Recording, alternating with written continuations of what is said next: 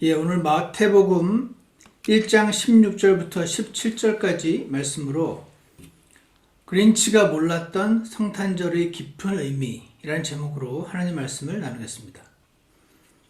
여러분, 그린치라는 인물에 대해서 들어보셨나요? 혹시 우리 티네이저들은 알지도 모르겠는데 닥터 수스라는 작가가 쓴 How the Grinch Stole Christmas, 그린치는 어떻게 성탄절을 훔쳤는가 라는 책이 있는데 이 스토리가 간단합니다. 어떻냐면 산 꼭대기에 살고 있는 심술꾸러기 그린치라는 인물이 성탄절 이브를 맞아서 이제 산 아래 마을에 이제 사람들이 기쁨에 젖어 있는 이 산 아래 마을 사람들을 보면서 아주 기분이 나빠져요. 그린치는 이제 혼자였거든요. 그래서 함께 보낼 가족도 없었고 친구도 없었지만 산 아랫마을 사람들은 막 크리스마스 트리도 만들고 선물도 주고받고 맛있는 음식도 만들면서 즐거워하고 있는 모습을 보고 있던 그린치는 이들에게서 성탄절을 빼앗아 버려야겠다라고 결심을 합니다. 그래서 어떻게 하느냐, 자신이 산타클로스 복장을 하고 자신이 키우던 개의 머리에다가는 루돌프 사슴 뿔을 달고 개썰매를 만들어서 한밤중에 산 아래로 내려갑니다. 그린치는 집집마다 돌아다니면서 산타와 반대로 합니다. 선물을 나눠주는 대신 거실에 놓여있는 크리스마스 트리들, 선물들을 모두 훔쳐서 자루에 담아서 가지고 나옵니다. 그리고 산으로 올라와서 산 기슭에다가 다 갖다 버립니다. 다음날 아침 그린치는 사람들이 속상해하고 막 성탄절을 엉망으로 보낼 거를 기대하고는 기분 좋게 마을을 내려다 보는데 이게 어찌된 일인가요? 마을 사람들은 여전히 기쁜 마음으로 즐겁게 찬양을 하면서 성탄절을 누리고 있었어요. 크리스마스 트리도 없었고 선물도 사라지고 음식도 몽땅 사라져버리고 말았지만 이들의 얼굴에서 막 기쁨의 빛이 막 넘쳐나는 것이었습니다. 이 모습을 지켜본 그린치가 이렇게 말합니다. The holiday has a deeper meaning that I never considered. 성탄절은 내가 생각했던 것보다 더 깊은 어떤 의미가 있나 하는 생각을 하는 거죠. 여러분, 이 이야기가 유명하고 영화로도 나왔다고 들었는데 이 그린치는 몰랐던, 자기가 몰랐던 그 deeper meaning of Christmas 뭔지 아시나요? 여러분 다 아시죠? Christmas is all about Jesus Christ. 예수님의 탄생, 이 전부죠. 크리스마스 트리 좋죠? 그래도 그거 없어도 되고, 에그녹 그것도 이맘때 먹는다면서요, 미국 사람들이. 그것도 없어도 상관없어요. White Christmas 좋죠. 안 돼도 근데 상관이 없습니다. 왜냐면은 이 모든 것과 다 좋은데도 불구하고 이것과 상관없는 크리스마스의 진짜 의미는 여러분과 저를 죄와 저주의 형벌, 지옥으로부터 구원하실 예수님, 그분이 이 땅에 오신 날, 그 날을 기념하는 날인 것이죠. 그 날을 축하하는 날인 것입니다. 그래서 그거를 기억하고 즐거워하니까 크리스마스 트리 다 좋죠. 모든 거 다 없어져도 마을 아래 마을 사람들은 기뻐할 수 있었던 것이죠. 근데 여러분, 2013년 12월 12일자에 기독신문이라는 신문에 박기준 목사님이라는 분이 이런 글을 기고하셨던데요. 한 인터넷 사이트에서 크리스마스를 맞아서 설문조사를 했답니다. 질문은 크리스마스 하면 생각나는 것이 무엇입니까? 3위 뭘까? 여러분 한번 생각해보세요. 크리스마스 하면 생각나는 거. 3위는 크리스마스 캐롤 좋죠. 즐거운 노래들. 이 노래가 흘러나오면 막 크리스마스 느낌 나잖아요. 2위는 크리스마스 트리 좋죠. 1위는 White Christmas. 크리스마스 이 무렵에 그 눈으로 하얗게 뒤덮인 그 화이트 크리스마스가 되면은 뭐가 되게 막 신비롭기도 하고 아름답기도 하고 그렇지 않습니까? 그러면 크리스마스 하면 생각나는 거 예수님이라고 대답한 사람은 7위에 불과했다고 해내요. 요즘은 게다가요, 메리 크리스마스 하는 인사도 별로 안 해요. 대신에 해피 할로데이즈 라는 인사를 하죠. 저는 이 personally 왠지 그 크리스찬들이 그런 인사를 하는 걸 들을 때마다 세상 사람들이 그렇다 치고 왜 크리스찬들이 메리 크리스마스라는 표현을 안 쓰지? personally 그런 생각을 하곤 했었는데요. 사랑하는 여러분, 원래 12월 25일은 예수님이 태어난 날은 아니에요. 긴 이야기를 짧게 하면 그 날짜는 아무도 모릅니다. 그래서 정확히 말하면 12월 5일, 25일은 나중에 이제 사전이나 구글 찾아보시면 다 나와요, 요즘은. 믿지 않는 사람도 알아요. 어쨌거나 12월 25일은 예수님 생일이 아니고 예수님 생일을 축하하는 날인 겁니다. 이해가십니까? 4월 달에 우리 보통 부활절 하잖아요. 그날도 예수님 부활하신 날 아니에요. 아무도 몰라요. 예수님 생일이 언제인지 모르면 언제 죽으시고 언제 부활하는지 그거 전부 그 타임라인이 흐트러지잖아요. 그날도 예수님 부활하신 날이 아니고 예수님 부활하신 거를 기뻐하는 날, 축하하는 날. 그게 더 정확한 표현인 것입니다. 아무도 모르기 때문에. 그러나 그 예수님의 탄생과 부활이 없으면 우리 크리스찬으로서의 모든 의미가 없어진다고 말할 만큼 중요한 날들이어서 그날을 축하하는 한 날을 그냥 역사적으로 볼 때 정해놓고 그날을 우리가 참여를 하는 것이죠. 한 가지 분명한 거는 안고 없는 찐빵은 맛이 없다는 것입니다. 안고 없는 찐빵 무의미하다는 것입니다. 예수님 빠진 크리스마스 무의미하다는 것입니다. 크리스마스에서 all about Christ. 근데 그 크리스마스에서 크라이스트가 빠져버리면 캐럴도 좋고 화이트 크리스마스도 좋고 루돌프도 재밌고 산타의 선물도 나중에 즐거운 추억거리 아닌가요? 가족끼리 모이는 시간도 다 좋은데 예수님께서 당신을 위해서 죽으러 오신 날이다라는 것을 모르면 아무것도 아니다. 이거를 기억하는 게 중요한데 이거를 그린치가 몰랐다 하는 너무 당연한 말을 지금 여러분께 드리고 있는 것입니다. 그래서 오늘 이 그린치가 몰랐던 성탄절의 깊은 의미는 예수님 오신 날이라는 것인데 두 가지로 나눠서 잠깐 설명을 드리려고 합니다. 예수님이 오신 성탄절의 의미는 어떤 의미가 있는 것인가? 첫 번째로요. 하나님은 유대인을 잊지 않으셨다 하는 것입니다. 하나님은 유대인을 잊지 않으셨다. 오늘 마태복음 1장 17절을 보시면 그러므로 아브라함부터 다윗까지의 모든 세대가 14세대요. 다윗부터 바빌론으로 끌려간 때까지가 14세대요.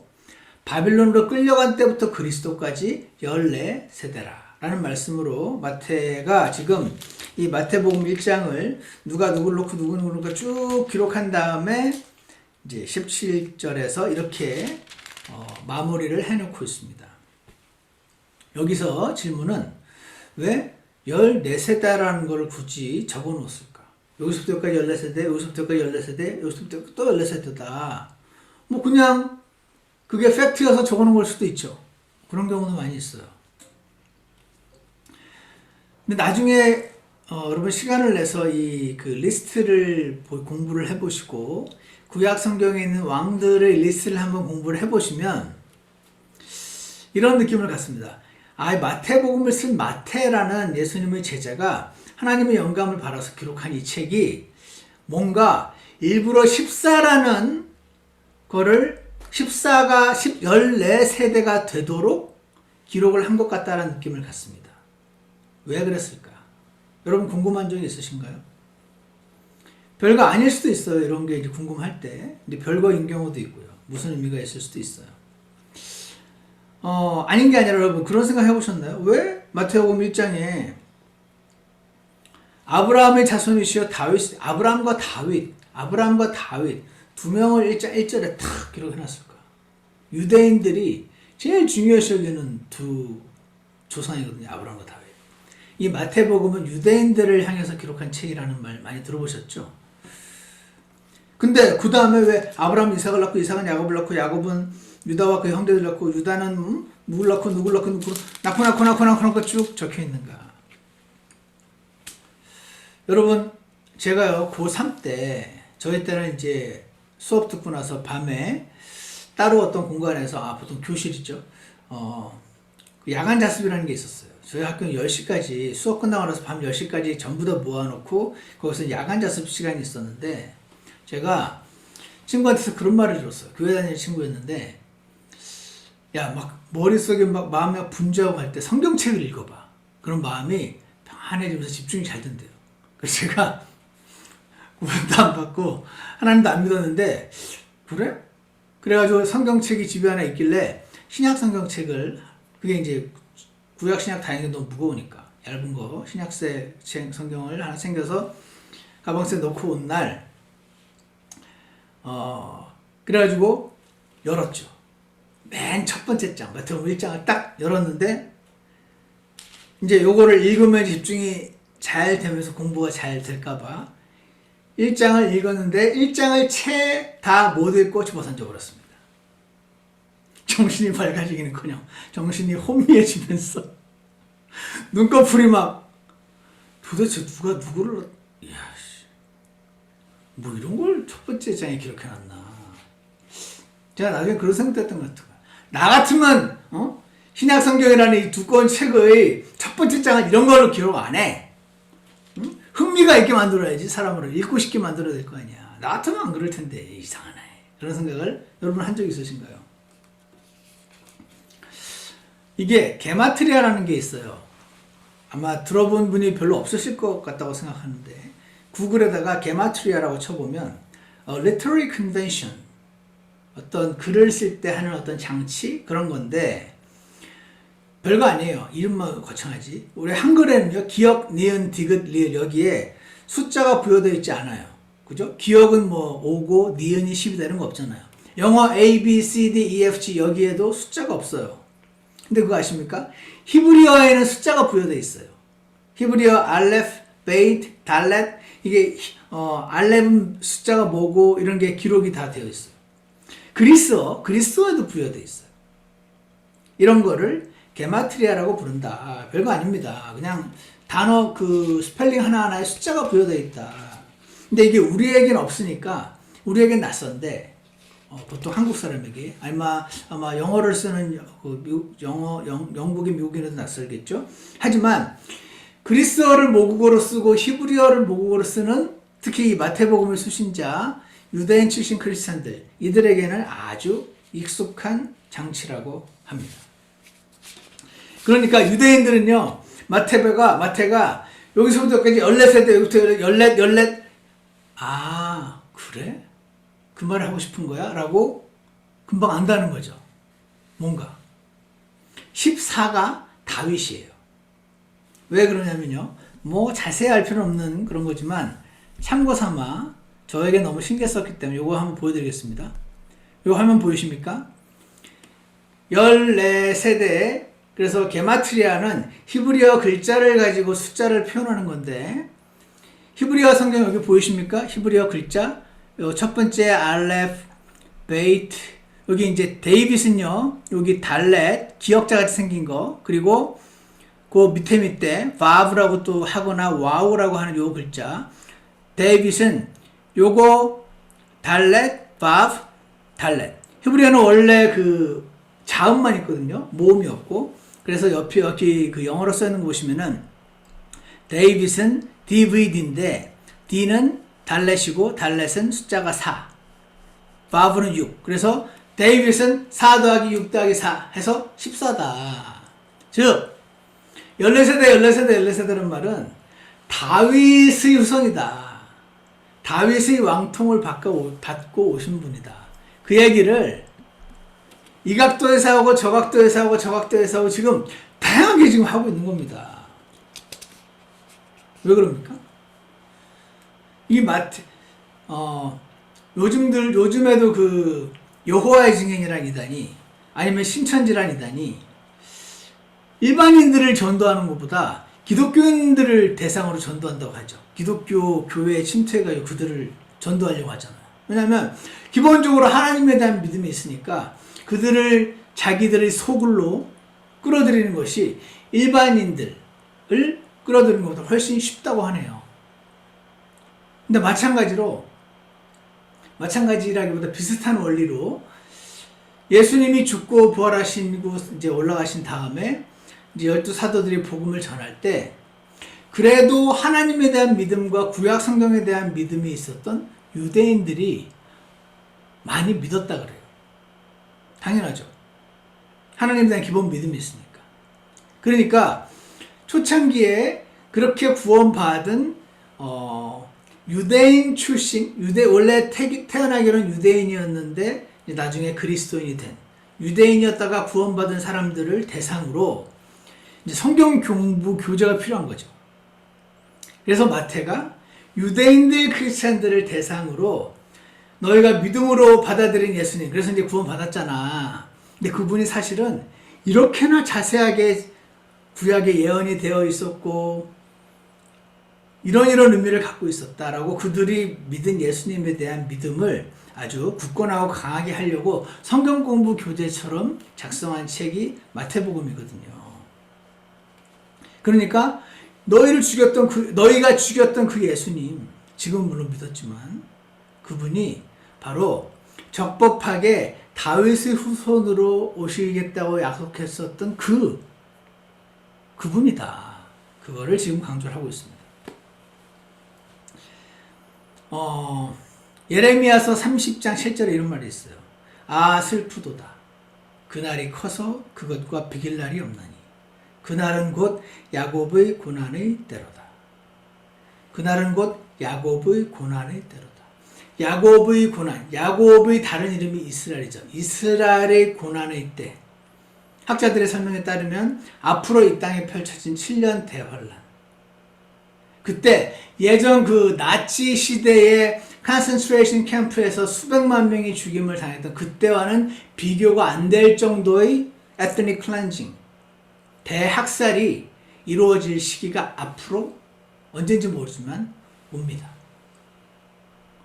예수님을 이 초림 때 예수님께서 지금 마태복음에 기록된 이때 오신 예수님을 그들에게 약속된 그 왕으로 메시아라는 왕이라는 뜻이거든요. 원래 왕으로 받아들이기만 했으면 피할 수도 있었던 그날을 유대인들이 경험을 하게 됩니다. 물론 이방인들도 경험을 하지만 그래서 사무엘하 7장 12절에 하나님이 솔로몬을 향해서 이런 말을 합니다. 내 뒤를 처음부터 읽으면 내 날들이 차서 솔로몬 내가 내 조상들과 함께 잘 때, 그러니까 죽을 때 내가 하나님이 내 뱃속에서 나올 자, 곧 내 뒤를 이을 내 씨를 세우고 그의 왕국을 굳게 세우리니 그는 내 이름을 위해 집을 건축할 것이요 나는 그의 왕국의 왕좌를 영원토록 굳게 세우리라. 이것을 다윗의 언약이라고 부르는데요. 그래서 유대인들은 다윗의 계보를 따라서 자신들을 예전 다윗이 누렸던 그 전성기 때의 나라를 다시 만들 이 로마 제국의 속국이 아닌 강성한 나라를 다시 세울 다윗의 후손 왕 히브리어로 메시아를 계속 기다리고 있었어요. 이날요. 근데 이 라인을 따라서 예수님이 오셨건만 그들의 생각과 맞지 않은 거죠. 예수님을 잡아 죽인 겁니다. 그래서 지금까지도 앞으로 오실 그 메시아를 기다리고 있죠. 예전에 왔던 예수님, 그분은 우리 메시아가 아니다. 유대인들 지금도 그렇게 하고 있습니다. 그러나 지금 하나님께서 이 마태복음을 통해서 특히 성탄절을 맞아서 한 가지 기억하는 것은 비록 그들이 예수님을 자신에게 온 하나님의 약속하신 그 메시아를 잡아 죽였을지언정 그들 조상에게 약속하셨던 그 아브라함의 언약의 축복에 따라 그들을 여전히 버리지 않으시고 여전히 기억하고 계신다. 사랑하는 아버지가 자녀를 사랑하지만 버리지 않지만 때로 징계하듯이 유대인들을 앞으로 대환란을 통해서 징계하시겠지만 그러나 여전히 그들을 사랑하고 지켜보고 계신다. 그렇게 극악무도한 죄를 저질렀던 유대인들을 끝까지 버리지 않으시고 사랑하시는 하나님이시라면 여러분과 제가 하나님의 자녀가 되었다는 그 이유로 그 죄를 묻지 않으시고 끝까지 사랑하시는 분이시다 하는 것. 그린치가 몰랐던 성탄절의 깊은 의미 첫 번째는요, 예수님이 유대인을 왕으로 오셨고 유대인을 잊지 않으셨다 하는 것이 첫 번째 의미였습니다. 두 번째는 하나님은 당신을 외모로 안 보시고 기꺼이 사랑하신다 하는 것이 성탄절의 두 번째 의미입니다. 어떤 20대의 젊은 자매님이 계셨는데요. 서울대 의대 박사과정에서 공부를 하고 있던 중이었습니다. 어느 날 이제 누구 소개로 선을 봤는데 현직 판사인 30대 초반의 잘생긴 청년을 만났습니다. 근데 거기서 이 청년이요, 판사죠, 이 자매님에게 완전히 반해버렸습니다. 근데 이 자매님의 부모님은요, 두 분 다, 엄마 아빠 다 의사셨어요. 그리고 이 판사인 이 청년은 아버지도 판사, 할아버지도 판사, 큰아버지도 판사, 온 집안이 다 판사인 집안이었습니다. 그런데 이 판사 집안의 청년의 어머니, 그러니까 이 자매의 시어머니가 될 사람이 이 결혼을 결사 반대를 한 겁니다. 왜? 의사는 돈만 많다고. 집안을 봐야 한다고. 이 판사 집안의 그 프라이드가 대단한가 봐요. 그래서 이 시어머니 입장에서는 내 아들이 더 좋은 가문의 여자와 결혼하기를 바란 거죠. 자, 여러분 너무 열받지 마십시오. 열받지 마십시오. 결국요, 이 자매가 이 남자에게 헤어지자고 말합니다. 왜냐면 나도 우리 집에서 귀하게 자란 딸이라고. 내가 이런 대접 받으면서 당신은 내가 마음에 좋지만 내가 이 집안에서 시어머니한테서 이런 대접 받으면서 결혼을 못하겠다. 그렇게 이제 서로 합의를 하고 헤어졌어요. 근데 사람의 마음은 알 수가 없는 거잖아요. 헤어지긴 했지만 이 남자가 2달간 식음을 전폐하고 페인처럼 판사가 그러는 이 아들의 모습을 보면서 여지껏 한 번도 내 뜻을 어긴 적이 없었던 아들, 그리고 이 결혼 문제에 있어서도 사실은 어머니의 뜻을 받아들인 거잖아요. 어쨌거나 받아들이고 나서 지금 아들이 거의 죽게 생겼으니 이 시어머니가 할 수 없이 이 결혼을 승낙을 하셨어요. 그러나 아들이 죽을까 봐 할 수 없이 승낙한 거지 이 며느리가 마음에 든 건 아니잖아요. 계속해서 며느리를 탐탁치 않게 여기셨대요. 며느리가 사실 의사는 아니거든요. 서울대 의대 대학원 박사과정이지 거기서 박사를 받아도 의사는 아니래요. 뭐 그런 게 있나 봐요. 전 잘은 모르겠는데. 그런데 그렇게 해서 이제 결혼을 승낙을 했고 결혼까지 했어요. 했지만 이 시어머니가 여전히 며느리를 탐탁치 않게 여기는 거죠. 그러다가 짜잔! 이 시어머니가 이 며느리를 그래 넌 이제 내 며느리다 하고 받아들인 날이 오게 되었으니 바로 이 며느리가 박사학위를 받는 그날이었습니다. 그날로 구박이 끝이었다고 합니다. 아마 여러분 중 대부분과는 상관없는 이야기일 수도 있습니다. 근데 제가 이 말을 이제 여러분께 전해드리면 많은 분들이 아이고 놀고 있다 그럴 수도 있을 걸 예상을 하면서도 왜 이 말을 제가 지금 꺼내고 있는가 하는 거는요, 그냥 원래 귀족 사회가 이렇다, 제가 그 말을 지금 저도 잘 모르니까 원래 귀족 사회는 이래 왔나 보네 늘. 지금 그 얘기를 하는 겁니다. 원래 왕족 사회는 이렇다. 지금 그 말을 하는 겁니다. 평민들이 보기에는 열받을지 모르겠는데 그들 입장에서는 그들은 늘 그래 왔던 거예요. 그들은 서로의 출신 성분을 굉장히 중요시 여긴다는 것입니다. 그게 옳다. 그게 좋다. 우리도 그렇게 따라하자. 그 말 전혀 아닙니다. 그게 아니고 그냥 현상입니다. 그냥 그렇더라. 그 현상을 좀 설명드린 겁니다. 여러분, 원래 한국에는요, 미국도 마찬가지죠. 공식적으로는 귀족 계급이 없어요. 왕도 없고 귀족도 없죠. 그리고 직업에는 귀천이 없다 이런 말도 하잖아요. 저는 사실이라고 생각을 하는데, 근데 이 귀족 계급은 없지만 소위 옛날 같았으면 귀족이 되었을 법한 사람들은 있죠. 실제적으로는 사실상으로는 귀족 계급이 있는 걸로 보일 때가 있어요.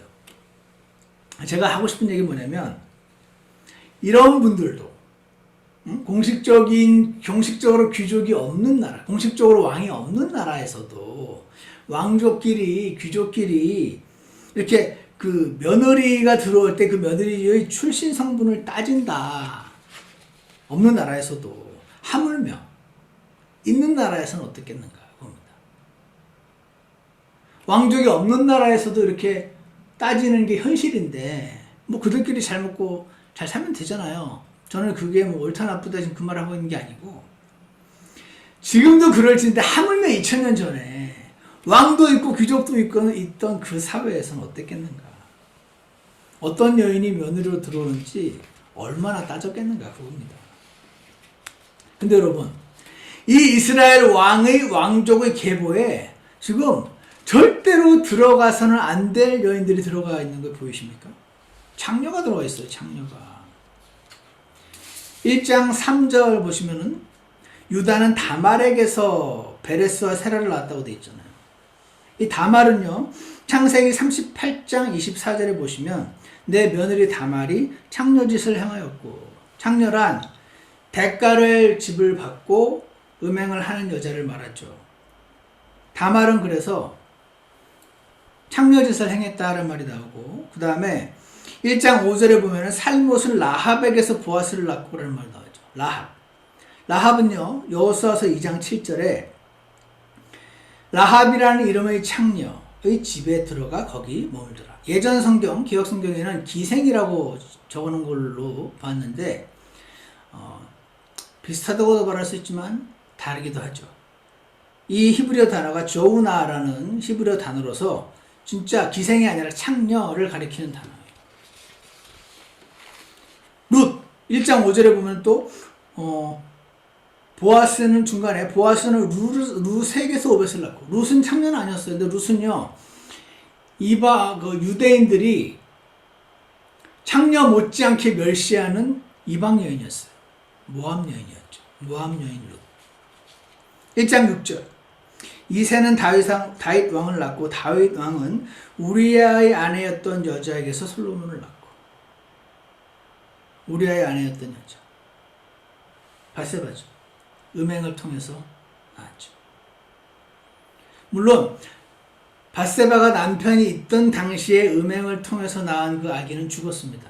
나중에 바세바의 남편인 우리아가 죽고 나서 바세바를 아내로 얻어서 officially 아내가 없는 여인이기 때문에 결혼할 수 있었고 그 다음에 이제 낳게 된 사람이 솔로몬이었으니까 솔로몬은 legally illegitimate son이 아닙니다. 어쨌거나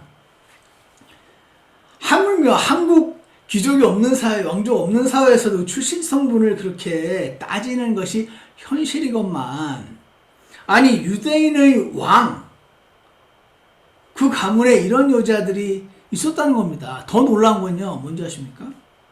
있었어도 가릴 수 있었잖아요. 근데 일부러 대놓고 지금 기록을 해놨다는 겁니다. 사실이긴 하지만 쓱 구렁이 담 넘어가듯이 넘어갈 수도 있잖아요. 저는 그래서 이 말씀을 보면서 사실 이 책이, 성경책이, 마태복음이 최소한 사람이 기록한 책은 아니네. 하나님이 기록하신 책 맞네. 사람은 이런 내용을 대놓고 유대인 출신 크리스천들에게 성경 공부 교재로 쓰면은 유대인들이 이런 하나님 블라스포미 하면서 책을 집어 던질 만한 그런 내용이잖아요. 그러니까 쑥 감추고 넘어갈 수도 있었는데 유대인들에게 안 받아들여질 것 같은. 근데 안 그랬다는 거죠. 루이스 바비엘이라는 사람이 이렇게 표현합니다. All of these women, 이 모든 여자들은 were questionable in some way. 약간 의심스러운 사람들하고 의문이 갈 만한 사람입니다. Tamar and Rahab were prostitutes. Ruth was a foreigner, Moabites. Bathsheba committed adultery. Matthew may have included these women in order to emphasize that God's choices in dealing with people are all of His grace. 당시 유대인도 마찬가지고 지금 현대도 마찬가지고 왕족과 귀족들 막 따지는데 출신 성분. 심지어는 아빠 엄마가 둘 다 의사인 집안도 거기는 안 된다고 할 정도인데 유대인 왕조에 이런 여자들이 들어가 있었을 뿐 아니라 대놓고 기록했다는 것은 하나님께서 이런 메시지를 던지고 있다는 거죠. 내가 너를 택한 이유는, 내가 너를 구원한 이유는 네가 뭔가 잘해서 훌륭해서 택한 게 아니다. 너무 죄인이고 너무 한심하지만 나는 사람을 외모로 안 본다. 사람은 거기서 거기다. 당신이 맨날 술을 먹고 당신이 맨날 간음을 할지 몰라도 그런 거 전혀 없이 당신 눈에 거룩해 보이는 그 사람도 50보 100보다. 나는 내가 보낸 이 예수 그리스도 이 내 아들을 받아들이는 자를 조건 없이 내 아들로 삼는 존재다. 라는 지금 메시지를 전하고 있는 것입니다. God's choices in dealing with people. 왜 하나님 나를 구원하셨지? 왜 하나님 저 사람 안 구원하셨지? 저 사람은 저렇게 맨날 술 마시고 그래서 안 구원하시고 나는 평생 술을 입에 안 대봐서 구원하시고 이게 아니다. 그냥 은혜다. All of His grace. Undeserved favor. 그러면서 이렇게 표현합니다. Perhaps He included these women in order to put Jewish pride in its place. 유대인들이 무척 교만하거든요. 이방인도 교만합니다. 둘 다 교만한데 유대인들이 이방인들을 무시까지 하니까 이방인들도 반발해서 유대인들을 미워하죠. 그러니까 서로 교만한데 이 Jewish pride를 낮추시려고. 너의 계보를 봐. 너무 깨끗하고 거룩하고 훌륭한 사람들, 자식들로만 구성된 게 아니고 죄인들이 막 들어가 있잖아. 왜? 내가 씻으면 되거든. 너희들끼리의 그 더럽고 깨끗하고 차이가 너희 생각보다 그리 크지 않거든. 내 사랑은 내가 보낸 예수 그리스도의 그 피는 너희들의 모든 죄를 다 덮고도 남거든. 그래서 그랬다. 하나님은 사람을 외모로 안 보시는구나. 장녀도 구원받을 수 있고 모압인도 구원받을 수 있고 도박꾼도 구원받을 수 있고 노예 상인도 구원을 받을 수 있고 매일 술 마시고 상을 뒤엎는 사람도 구원받을 수 있구나. 주 예수 그리스도를 믿으라.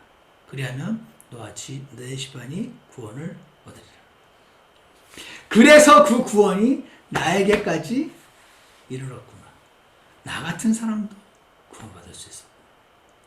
그래서 노예 상인이었던 그분이 Amazing Grace 찬양했던 거 아닙니까? 사랑하는 여러분, 그린치가 몰랐던 성탄절의 깊은 의미 뭡니까? 하나님 유대인을 잃지 않으셨습니다. 유대인도 이방인도 예수로서 믿으면 구원을 받습니다. 그린치가 몰랐던 성탄절의 두 번째 의미 무엇입니까? 하나님은 당신을 외모로 보지 않으시고 그 사랑을 기꺼이 받아들이는 자를 구원하기를 기뻐하신다. 당신을 외모로 보지 않고 기꺼이 사랑하신다. 사랑하는 여러분, 크리스마스 트리, 화이트 크리스마스 다 좋아요.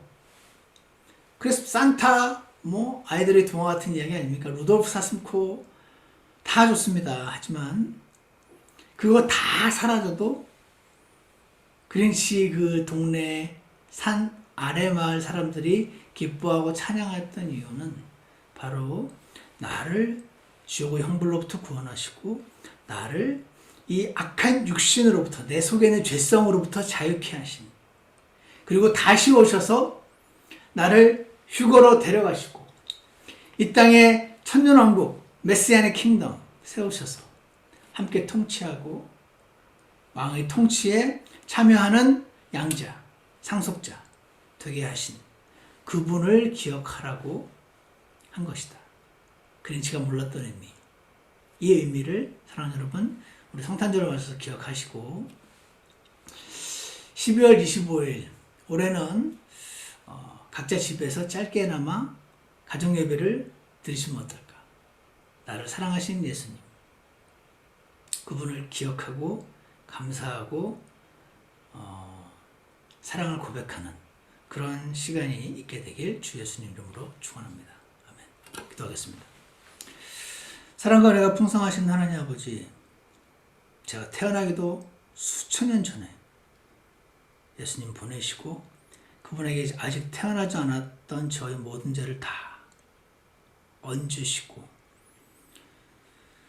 그분을 대신 치심으로 죄에 대한 형벌을, 대가를 이미 치르시고 받으시고 저를 자유케 하신 하나님 아버지 감사합니다.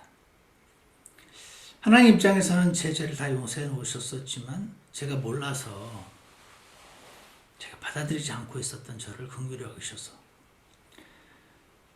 담배에, 술에, 온갖 죄에, 거짓에, 죄에 쩔어 살던 한 사람을 잊지 않고 친히 찾아오셔서 그 예수님 보혈로 씻기시고 구원하신 은혜를 이 시간 기억하며 감사합니다. 사랑하는 하나님 아버지, 예수님의 피는 모든 이들을 위해 이미 흘려졌건만 아직도 그 사실을 모르고 살아가는 사람들, 아직도 그 사실을 마음에 받아들이지 못하고 그냥 교회만 다니는 분들, 주님 그 모든 분들 긍휼히 여기시고 그들에게도 예수님의 복음이 그 마음 판에 깊이 새겨질 수 있도록 주께서 도와주시옵소서. 다가오는 새해에는 저희가 그 일들을 감당하는데 조금이나마 드려지기 원합니다. 저희를 사용하여 주시옵소서. 예수 그리스도 이름으로 기도드렸습니다. 아멘. 우리 다 같이 찬송가 87장, 찬송가 87장 하늘로서 오신 예수 함께 부르시겠습니다.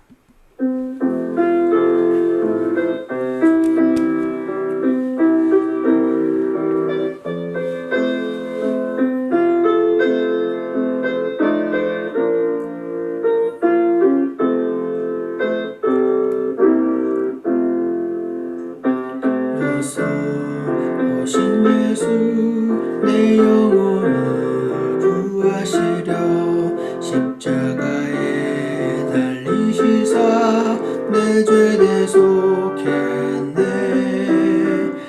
사망의 길로 헤맬 때 은혜로서 날 붙드사 새 생명 주신 예수님 그 이름을 찬양하리.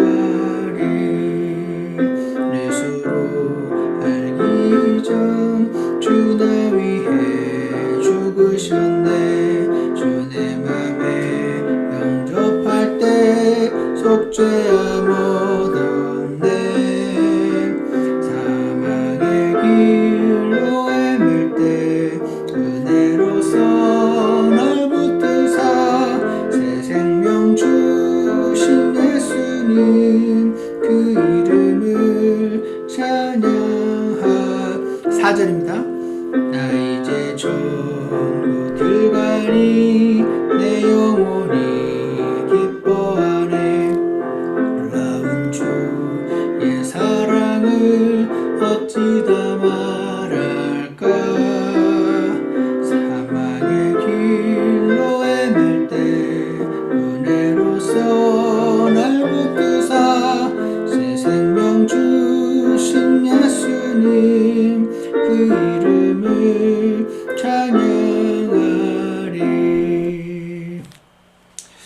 사랑하는 하나님 아버지, 하늘에서 오셔서 사람 몸 입으시고 먼지가 있는 이 땅을 걸으시고 십자가에 못 박혀 죽으셔서 흘리신 피로 저희 죄를 씻어주신 은혜를 기억하며 감사합니다. 하나님 아버지, 시간이 지날수록 세상은 하나님에 대한 흔적들을 없애고 예수님에 대한 흔적들을 없애고 기독교적인 문화로 시작되었던 유럽과 미국조차도 점차 예수님의 흔적을 지워가고 있는 그러한 시대에 살고 있지만 오늘 하나님의 아들 예수 그리스도의 보혈로 구원받고 자녀 삼으신 바 된 우리 그리스도인들만이라도 하나님의 은혜를 기억하고 감사하고 찬양하고 즐거워하는 그런 저희들 되도록 축복하여 주시옵소서. 한 해를 보살펴 주신 은혜를 감사드리고 다가올 새해에 이 예수님, 이 성탄절의 깊은 의미, 이것을 전하는 데 저희 모두를 주께서 사용해 주시기를 간절합니다. 예수 그리스도 이름으로 기도드렸습니다. 아멘. 예배를 마치겠습니다.